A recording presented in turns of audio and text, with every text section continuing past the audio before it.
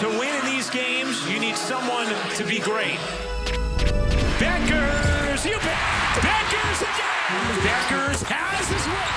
Paige Bueckers is just built different. It's in her blood. 27 for Bueckers, 15 in overtime. All right, Paige, you guys are coming off an iconic Elite Eight game, double overtime, 15 points from you in that extra 2 quarters. Walk me through the ending of that game. Nah, it was a really crazy game, back and forth. Each team had their runs. Probably definitely the craziest game I've ever played in. It just seemed like everybody just kept making plays, and we stayed composed at the end, and we stayed together, and we came out with a win. Yeah, it was beautiful basketball from start to finish, but from you, I mean, just describe that takeover. What were you feeling?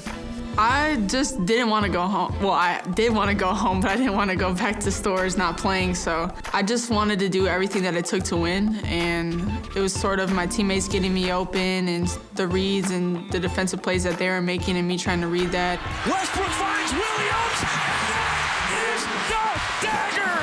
The streak lives. Making 14 straight trips to the Final Four. This marks UConn's 14th consecutive year going to the Final Four.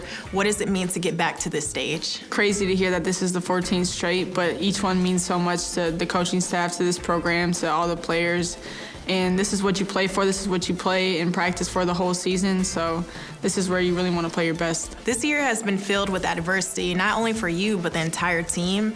Just describe how the highs and lows have made this team better. Yeah, I think the best thing that could have happened is for us to build such a resilience. I think you saw it in the game, in the Elite Eight game. It kind of signified what we had been through all season, just adversity, the highs and lows, the ups and downs. And for us to come out stronger on the other end says a lot about who we are as a team and as people. Talk about your injury and how hard it was to watch from the sidelines throughout the season. You sat out for 2 months. How tough was that for you?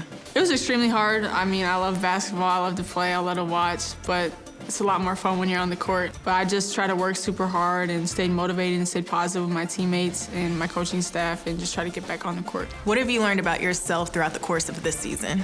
I think this season taught me a lot of patience. I'm a huge, stubborn person that just wants to go all out 100% of the time, and sometimes you have to sit back and be patient and just let things come at its time. And I've just tried to stay where my feet are and stay grounded. Paige Bueckers going home. They will face Stanford Friday night in Minneapolis. So hometown kid coming back home, playing in Minnesota for the Final Four. When you hear that and just overall, what does that mean to you? It's surreal. Like, when you're a kid playing at the park, you just dream of playing in the Final Four, and then you never dream of it being at home as well. So it's still surreal to me. It hasn't really sunk in yet, but just to be here in the state where I grew up, in the place where I grew up, around all the things I know, is still super crazy to me. And how would it feel to just hoist up that national championship trophy at the end of all of this? It would feel amazing. I don't think any words could describe what that would feel like and what that would be like, but that's what I'm trying to get.